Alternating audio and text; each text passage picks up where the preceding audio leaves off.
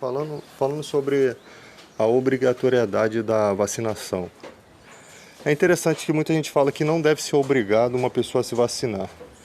Mas se falando na questão coletiva, vou dar um exemplo. Se o prefeito quiser construir uma ponte, ou uma passarela, uma ponte, né, ou uma via, exatamente no local onde você mora, ele vai desapropriar e vai ganhar na justiça esse por conta do direito coletivo, ele vai desapropriar todas essas casas que estão nesse projeto, inclusive a sua, pelo interesse coletivo.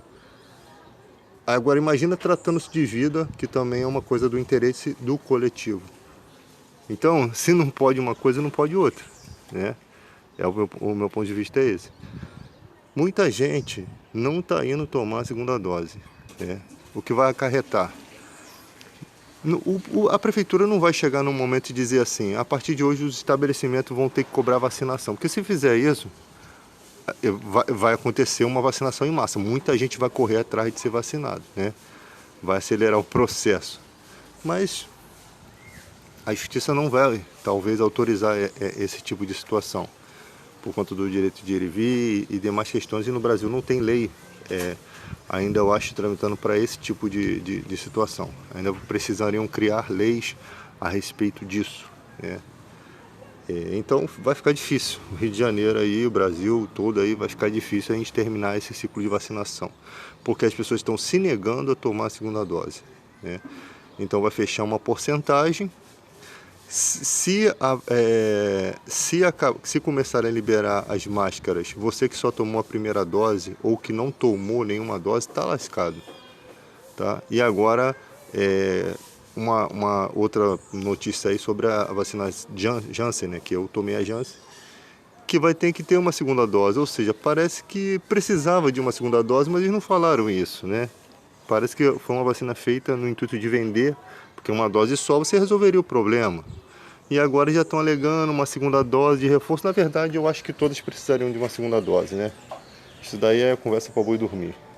E depois ainda está falando de mais uma dose de reforço. É uma palhaçada. Eu acho que essa vacinação, na verdade, deveriam ser 3 doses. Mas aí eles começaram a falar dessa questão de dose de reforço para não impactar tanto a economia, né? 3 doses seria com... Você não tá conseguindo, a gente não está conseguindo aplicar nem as duas.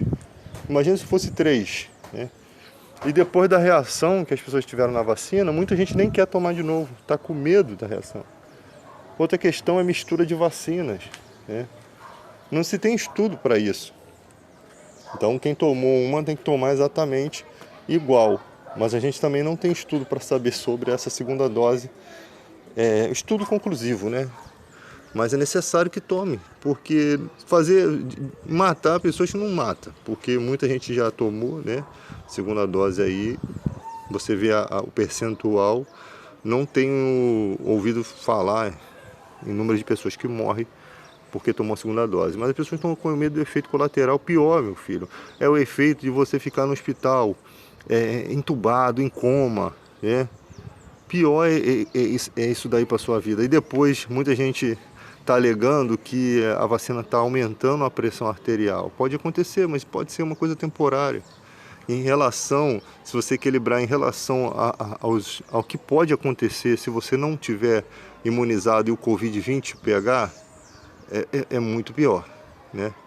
Então vamos tomar a vacina e acelerar esse processo aí para que ocorra a liberação do uso de máscara em ambientes abertos, né?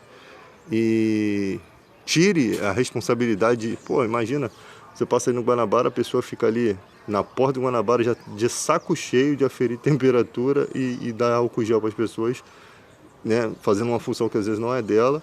A pessoa está de saco cheio, as pessoas estão torcendo já para que se libere tudo, mas que pelo menos libere as máscaras em ambiente aberto e controle-se o fluxo, né? Para não tumultuar a galera que estiver aí aglomerada, usar máscara, né? Na hora de se comunicar e fazer um teste, faz uma lei de 1 mês.